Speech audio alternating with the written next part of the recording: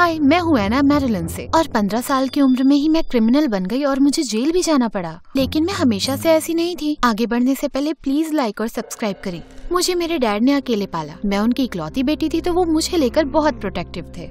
6 साल की उम्र तक उन्होंने मुझे स्टोलर में घुमाया था और अकेले मुझे कहीं नहीं जाने देते थे। उन्होंने मुझे असली स्कूल भी नहीं जाने दिया। कहा कि मुझे घर पर ही पढ़ना चाहिए क्योंकि ये ज्यादा सेफ है। पता नहीं क्या मतलब है इसका। 14 साल की उम्र में जब डैड सो रहे थे, मैं घर से चुपके से निकल गई। इतना अच्छा लग रहा था आजाद होके। मैं थोड़ी दूर ही पहुंची थी कि अचानक बम फटने की आवाज आई। मैंने देखा कि मेरी उम्र की लड़की पटाखे फोड़ रही थी। वाह, ये कहाँ से मिले? दोस्त ने दिए हैं। तुम फोड़ना चाहोगी? हाँ, हमने जी भर के पटाखे फोड़े। मुझे इतना मजा आ रहा था। फिर पता नहीं कहाँ से ढेर सारी पुलिस की गाड़ियाँ आ गई, मेरे डैड और उस लड़की के पेरेंट्स के साथ। तुम्हारा दिमाग खराब है क्या? मुझे लगा तुम किडनैप हो गई। किडनैप? आप कितना ड्रामा करते हो डैड।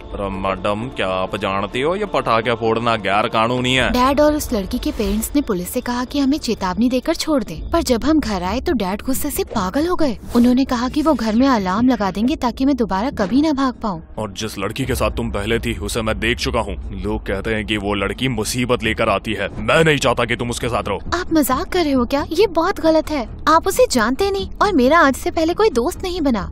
दूसरे दोस्त बना लेना। मैं सोच रहा था कि तुम अब इतनी बड़ी हो गई हो कि तुम्हें स्कूल जाना चाहिए। तुम्हारा एडमिशन करवा दिया है, अगले महीने से जाना। ये खबर सुनकर तो मैं लगभग भूल ही गई कि मैं डैड से कितनी नाराज थी। 9th क्लास के पहले दिन मैं बस स्टॉप पर बैठी थी कि एक लड़की की आवाज आई। हाय अजनबी, स्कूल पैदल चलोगी? साथ में एक अच्छी बेकरी पड़ती है बीच में नाश्ते के लिए। ये उसी रात वाली लड़की थी। मैं जानती हूँ कि डैड नहीं चाहते कि मैं उसके साथ रहूँ, पर हम बेकरी तक ही तो जा रहे थे। पता चला उसका नाम केसी है और वो अभी अभी यहाँ आई है। अचानक मैंने देखा कि हम एक अजीब सी गली में घुस रहे हैं। सुनो, हम कोई बेकरी नहीं जा रहे हैं। हम यहाँ के हर घर पर स्प्रे पेंट लगाएंगे। तुम करोगी? बिल्कुल नहीं, हम मुसीबत में पड़ सकते हैं। वैसे भी किसी के घर को खराब क्यों करना चाहती हो? अरे विश्वास करो, ये बड़ी बात नहीं है। क्या तुम एडवेंचर नहीं करना चाहती? मैंने कभी कोई एडवेंचर नहीं किया था तो बिना सोचे समझे मैं पूरी बिल्डिंग पर स्प्रे पेंट करने लगी और फिर हंसते हुए मैं और केसी भाग गए। कितना मजा आया। पर मुझे क्या पता था यहीं से शुरुआत होने वाली थी मेरी मुसीबत में पड़ने की। मैं छुप छुप कर केसी से मिलती रही क्योंकि हाँ, वो थोड़ी शैतानियाँ करती थी लेकिन बहुत मजा आता था उसके साथ। जल्द ही हम हर रोज अपनी क्लास मिस करते और आस पड़ोस में तहलका मचाते। हम कभी पकड़े तो नहीं गए, लेकिन डैड को स्कूल से खत मिला कि मैं महीनों से क्लासेस में नहीं गई हूँ। इसमें लिखा है कि अगर ऐसे ही चलता रहा तो तुम्हें निकाल देंगे, है ना? ये तुम्हें जरा सी आजादी दी और तुम ये करने में लग गई। तो क्या हुआ, थोड़ी क्लासेस मिस कर दी। अपनी टीनेज को एंजॉय कर रही हूँ। वैसे भी 2 साल आपने बर्बाद कर दिए मुझे घर में बंद रख के। उस रात 3 बजे मैं केसी से मिलने के लिए निकली। हम दोनों एक बदले वाला प्रैंक करने वाले थे स्कूल के एक लड़के मटेओ पर। पिछली बार उसने हमारी चीटिंग की चुगली कर दी थी और उसकी वजह से हमें सजा मिली थी। मैं टॉयलेट पेपर खोल रही थी पेड़ पर बांधने के लिए कि अचानक मैंने देखा आग लग चुकी थी। गार्डन में रखी मोमबत्ती से टॉयलेट पेपर जल गया था और अब पूरे गार्डन में आग फैल गई थी। हमने भागकर फायर ब्रिगेड बुलाई। जब तक वो आई पूरा गार्डन जल चुका था। मटेओ के पेरेंट्स ने पुलिस बुला ली और वो हम दोनों को रात भर के लिए जूही ले गए। उस रात मुझे बहुत बुरा लगा। मटेओ और उसके पेरेंट्स के साथ ऐसा नहीं होना चाहिए था और उन्होंने डैड के ऊपर हजारों डॉलर का मुकदमा कर दिया। ये किस तरह की इंसान बन गई थी मैं। कुछ दिनों के बाद मैं अपने बिस्तर से उठ रही थी कि मुझे अपने तकिए के नीचे कुछ मिला। ये एक लिफाफा था जिस पर मेरा नाम लिखा था। उसके अंदर एक लेटर था उस हैना के लिए जो अभी 15 साल की है। इसे भेजा है भविष्य की हैना ने जो 25 साल की है। इस खत में मैं बताऊंगी कि क्या होने वाला है ताकि तुम अच्छे के लिए अपना भविष्य बदल सको, वरना गलतियां करती रहोगी और तुम्हें पछतावा होगा। 5 अप्रैल 2023 डैड वर्क मीटिंग में जाएंगे। तुम्हें खुद के लिए नाश्ता बनाना होगा। अपने बाथटब में तुम्हें चींटियां मिलेंगी। साफ था ये डैड ने लिखा है। भविष्य की हैना बनने का नाटक कर रहे थे ताकि मैं सुधर जाऊं, क्योंकि हाँ, वो घर पर नहीं थे और मेरे बाथटब में चींटियां भरी हुई थी। साफ था कि ये उन्होंने ही डाली है यहाँ। उन्हें लगता है कि मैं इतनी बेवकूफ हूँ क्या? तभी सामने का दरवाजा खुला। हे, अभी तक पजामा क्यों पहना हुआ है? बस ऐसे ही मन नहीं हुआ। जो भी हुआ उसके लिए मुझे अभी बुरा लग रहा है। हमने बहुत ज्यादा कर दिया। मुझे एहसास हुआ केसी सुन नहीं रही थी, बल्कि वो तो पढ़ रही थी भविष्य से आया हुआ मेरा लेटर। अरे उस पे ध्यान मत दो। मेरे डैड ने भविष्य की हैना बन के ये लिखा है ताकि मैं शैतानियां बंद करके सुधर जाऊँ। और क्या ही करते वो। केसी हंसने लगी और हम स्कूल चले गए। पर जैसे जैसे दिन बीता मुझे कुछ अजीब लगा। लेटर में जो भी लिखा था वो सब सच हो गया। उसमें लिखा था मुझे अपने लॉकर में गली हुई चॉकलेट मिलेगी और वो थी, जबकि मैंने नहीं रखी थी वो। और उसमें ये भी लिखा था कि मुझे स्कूल के नाटक के लिए ऑडिशन करने के लिए कहा जाएगा। क्या ये सब डैड ने किया था मेरे दिमाग में घुसने के लिए, या ये लेटर किसी और ने लिखा था? लंच में मैंने डैड को कॉल करके पूछ लिया पर उन्होंने इससे मना किया। घंटे बाद उन्होंने फोन करके कहा कि उन्होंने होम सिक्योरिटी फुटेज देखी और घर में कोई नहीं घुसा था। तो अगर घर में कोई नहीं घुसा है तो इसका मतलब मुझे सबक सिखाने के लिए ये लेटर आपने लिखा है। इसका मतलब आपने मेरा लॉकर तोड़ा और बाकियों से भी इस चीज में मदद मांगी। डैड बोलते रहे कि उन्होंने ये नहीं किया, पर मैं नहीं मानी। अगले दिन स्कूल में ग्राउंड में मैं अकेली बैठी। इस चीज को लेकर मुझे बड़ा गुस्सा आ रहा था। तभी मटेयो मेरे पास आया। ओह देखो, वही लड़की जिसने मेरा गार्डन जलाया। तुम्हारा यहाँ बैठना जरूरी है, हमें बेसबॉल प्रैक्टिस करनी है। प्लीज मुझे अकेला छोड़ दो, मेरा मूड ठीक नहीं है। हाँ, पिछले हफ्ते मेरा मूड भी खराब था जब तुमने मेरा गार्डन जला दिया था। जाने दो, तुम्हें यहाँ पर बैठकर प्रैक्टिस देखनी है। मुझे समझ नहीं आता कि मेरे डैड ने ये सब किया था कि मैं परेशान हो जाऊँ। मतलब समझती हूँ कि मैंने थोड़ी शैतानियत ज्यादा की, पर वो सिर्फ इसलिए क्योंकि वो जिंदगी भर मेरे साथ ओवर प्रोटेक्टिव साइको बन के रहे हैं। मतलब देखो उनके लिखे इस लेटर को,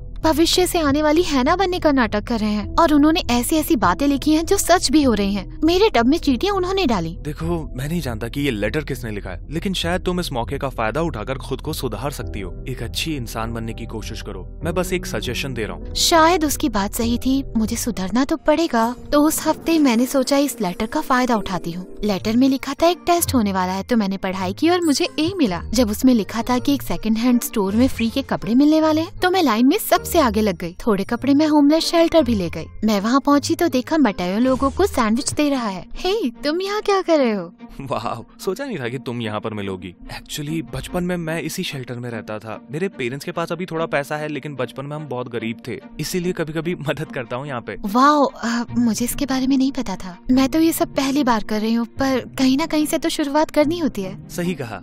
तो ये सिर्फ एक ही बार करोगी या उस लेटर की एडवाइस लेकर सच में एक अच्छा इंसान बनने की कोशिश करोगी?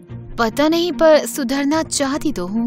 वेल, चाहो तो शुरुआत कर सकती हो मेरा गार्डन फिर से बनाने में। उस वीकेंड में मटेयो के साथ गार्डन में काम करने गई। पता लगा उसे प्लांट्स के बारे में बहुत पता है। वो लगातार उनके बारे में बात कर रहा था। इतना खुश मैंने उसे कभी नहीं देखा था। मटेयो, मैंने जो किया मैं उसके लिए माफी चाहती हूँ। पता नहीं मुझे और केसी को क्यों लगा कि ये फनी होगा। तुम शायद मुझे माफ ना करो, पर मैं इसे ठीक करने में तुम्हारी पूरी मदद करूंगी। वेल, तुम लकी हो कि मैं गिले शिकवे भुला देता हूँ, पर तुम मेरी मदद करोगी इस गार्डन को अच्छा बनाने में। मटेयो ने मेरी आंखों में देखा, पर पता नहीं क्यों मेरा दिल खुशी से नाचने लगा। मैं घर वापस आई खुश होकर, पर वापस आई तो देखा दरवाजे पर एक और लिफाफा चिपका था मेरे नाम का। अरे यार, फिर से एक लेटर। 18 अप्रैल 2023। मटेयो तुम्हें डेट के लिए पूछेगा। ये पढ़ के मेरे गाल लाल पड़ गए। क्या बाकी सबकी तरह ये भी सच हो जाएगा? अगले दिन स्कूल बस में मैं मटेयो के पास बैठी और उसे हाय भी कहा, पर मुझे एक मुस्कान देकर वो अपने दोस्तों से बातें करने लगा। पूरा दिन मैंने इंतजार किया कि वो मुझे थोड़ी अटेंशन दे, पर उसने तो मुझे देखा ही नहीं। मैं थोड़ी निराश हो गई। फाइनली मुझसे और नहीं सहा गया। स्कूल के बाद मैं उससे लाइब्रेरी में मिली। हे, कैसे हो?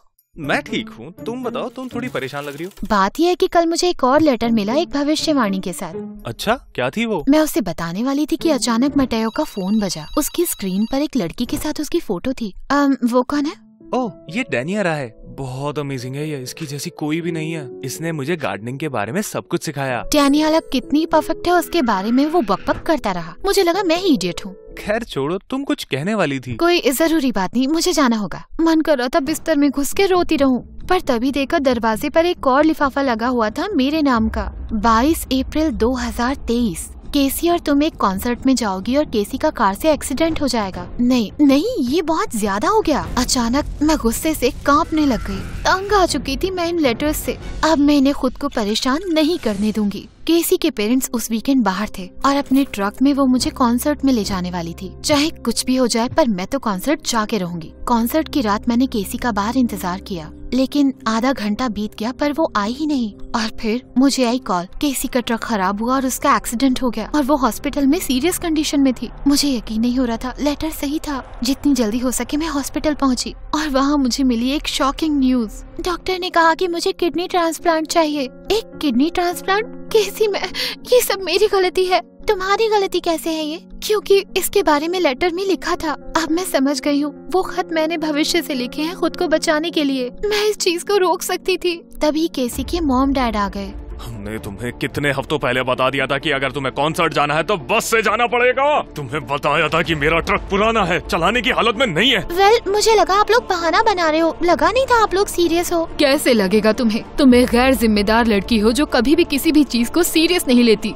तुम अपनी बहनों जैसी क्यों नहीं हो सकती? ये सुनकर केसी की आंखों में आंसू आ गए और मुझसे सहा नहीं गया। तो अगली सुबह मैंने डैड और डॉक्टर को बताया कि मैं केसी को अपनी किडनी देना चाहती हूँ। किस्मत से मैं एक मैच थी। सर्जरी होने पर मैं एक हफ्ते हफ्ता हॉस्पिटल में रही। जब घर आई तो मैं बहुत ज्यादा कमजोर थी, पर डैड ने कहा कि उन्हें मुझे अपने ऑफिस में कुछ इम्पोर्टेंट दिखाना है। ये उन लेटर्स के बारे में है जो तुम्हें अपने भविष्य से मिल रहे हैं, है ना? ये तुम हो, तुमने ये लेटर्स खुद को लिखे हैं। 3 हफ्ते पहले जब तुम गिरफ्तार हुई थी तो तुमने कहा था कि तुम अपनी जिंदगी को बदलना चाहती हो। मैंने तुम्हें कहा ऐसे खत लिखने के लिए, ऐसा नाटक करने के लिए कि तुम 25 साल की भविष्य वाली हैना हो जो 15 साल की हैना को एडवाइस दे रही है। पर मुझे वो सब याद नहीं। मैं सही मौके पर तुम्हें बताना चाहता था, तुम्हें ब्लैकआउट्स और शॉर्ट टर्म मेमोरी लॉस की प्रॉब्लम है, इसीलिए बचपन में मैं तुम्हें कहीं जाने नहीं देता था। मैंने इसके बारे में तुम्हारे स्कूल और केसी को भी बताया। मैंने उन्हें तुमसे ये छिपाने के लिए कहा। मैं नहीं चाहता था कि तुम इससे डर जाओ या तुम्हें बुरा लगे, पर मैंने गलत किया। तो ये स्क्रीन पर मैं हूँ जो खत लिख रही है?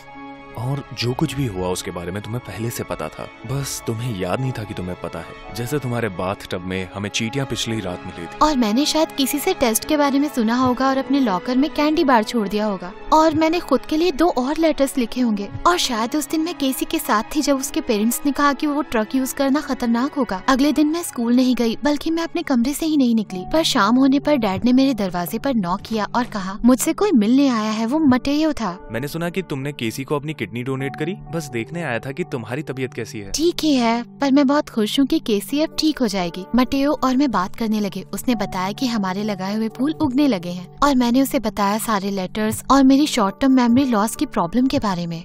वाह, ये सब तो बहुत मुश्किल रहा होगा। हाँ, पर सारे लेटर्स सही नहीं थे। पता नहीं क्यों। एक में लिखा था कि तुम मुझे डेट के लिए पूछोगे, और मैं जानती हूँ ऐसा नहीं होगा क्योंकि तुम्हारी गर्लफ्रेंड है डैनियला। क्या डेनियरा मेरी गर्लफ्रेंड नहीं है, मेरी कजन है। और तुम्हें कैसे पता कि मैं तुम्हें डेट के लिए नहीं पूछूंगा? तुम्हें शायद याद नहीं, पर मैंने तुम्हारे साथ फ्लर्ट किया था। ये सारी चीटिंग और आग लगने के पहले की बात है। शायद तुम्हें एहसास हो गया कि मैं तुम्हें पसंद करता हूँ, जैसे तुम्हें इस बात का एहसास हुआ कि केसी का एक्सीडेंट हो जाएगा। वेल, पिछले कुछ हफ्तों से मैं तुम्हें पसंद करने लगी हूँ। तुम बहुत अच्छे हो मटेयो, तुमने मुझे इंस्पायर किया है। उम्मीद करती हूँ कि एक दिन मैं वाकई सुधर जाऊँ।